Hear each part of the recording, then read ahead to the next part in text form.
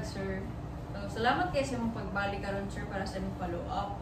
So, nag-check ko diri sa imong results, sir. Medyo taas jud imong HbA1c. Meaning ana sir na kay type 2 na diabetes mellitus. So, karon sir medyo nakita na ko ba na bugat imong imong aura pagtan-aw nimo sa results. So, ang ako lang iingon sir kay nara jud ko diri para sa imo sir na maminaw ug motabang imo. Mundo kanang ako din do nang ako ang installed do ano man ini tapos ko ato. So kabalo gid ko sir na dili ni siya lalim na pagkabalo ka sa balita na naa kay sakit. So salamat kay sa imo honesty sir. So before ko mo share sa akong explanation about aning sakita sir kay gusto ko sa usa ko makasabot sa imong giagian. So katong mga simptomas sir ba pagbantay nimo nga dali ka kapuyon uhaw ug sig-ihi. Unsay ni sulod sa imong hunahuna sir? Kanang murag na feel na ko dok na murag mas ni samok gud siya do akong lawas do pagka tungod sa kong pagtrabaho na walay hunong. Kay stress mo ko dok so abi na ko dok na stress lang ko siya do. So unsa pa imong nabati ato sir aside sa stress ka? Totally honest dok kay guilty ko dok.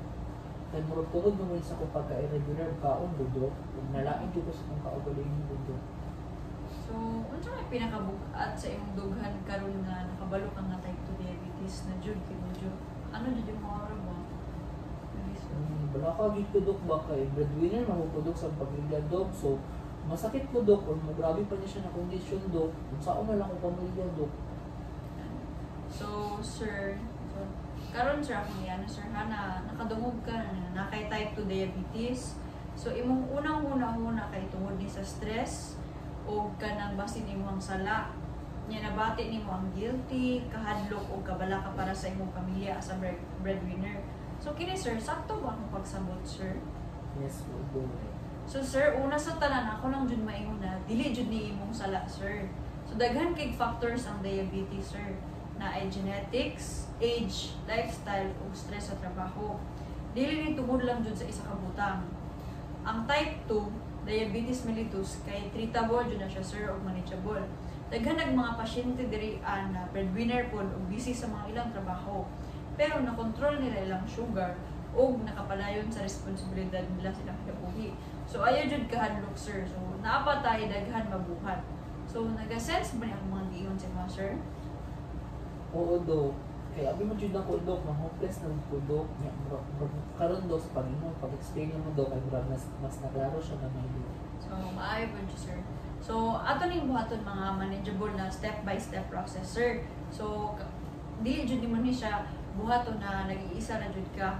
So ang step 1 nato sir karon kay bisitahan ti ka og mga maintenance medication na makapababa sa imong sugar.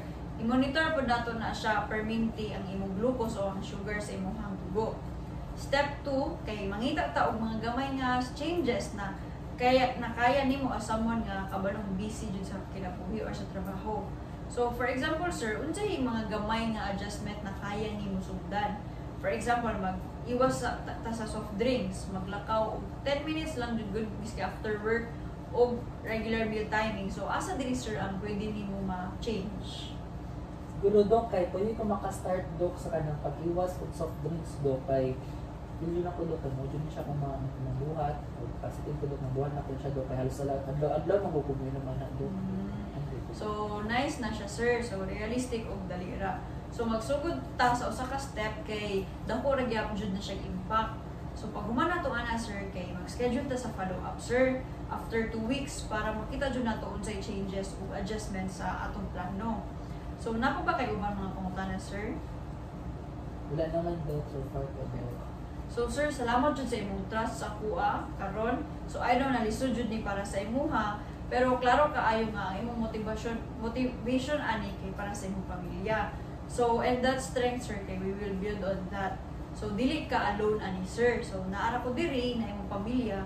Sugdan nato atong journey nga klaro ug manageable. So kita ta sir ha after 2 weeks para sa imong follow-up check-up. Yes po dok. Thank you kay dok ha kay mas tigaan ako ang duman sa mga kaya bali na ako sa inyo. Salamat po sa pagsali.